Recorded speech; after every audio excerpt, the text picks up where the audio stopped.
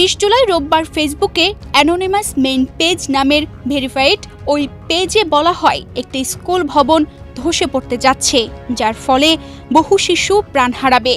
আমরা এক ভয়াবহ বিপর্যয় এগিয়ে আসতে দেখছি। ঠিক এমন এক ফেসবুক স্ট্যাটাস এখন ঘুরে বেড়াচ্ছে সামাজিক যোগাযোগ মাধ্যম ফেসবুকে। তার ঠিক পরের দিনই রাজধানীর উত্তরায় বিমান বিধ্বস্ত হয়। এই ঘটনায় এখন পর্যন্ত 20 জনের মৃত্যুর খবর পাওয়া গেছে। এছাড়া আহত হয়েছেন প্রায় 170 জন। তাদের মধ্যে অনেকেই দগ্ধ অবস্থায় হাসপাতালে ভর্তি আছেন। মর্মান্তিক এই ঘটনার পর একদিন আগে ফেসবুক পেজে দেওয়া রহস্যময় সতর্কবার্তার একটি পোস্ট ভাইরাল হয়। বান্ডেল থাকলে প্রতি সেনমানিতে টাকা বাঁচবে। বিকাশ সেনমানি বান্ডেল কিনে জিতুন প্রতি লেনদেনে।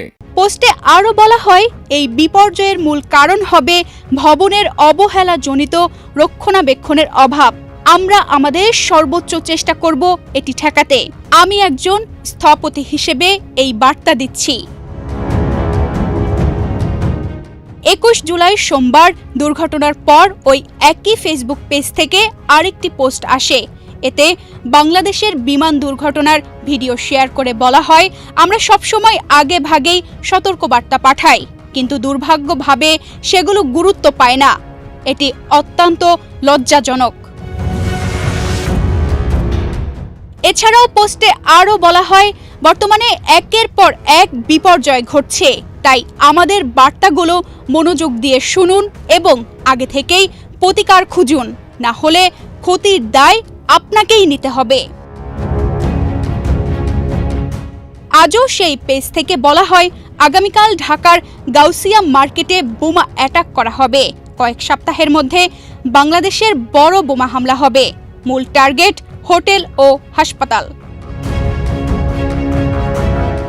পেজটির অ্যাবাউট সেকশন থেকে জানা গেছে, অ্যানোনিমাস মেইন পেজ নামের এই ভেরিফাইড পেজটি বিভিন্ন সময় নানা ধরনের আগাম সতর্কবার্তামূলক পোস্ট করে থাকে, তবে এরা কখনো নিজেদের পরিচয় প্রকাশ করে না।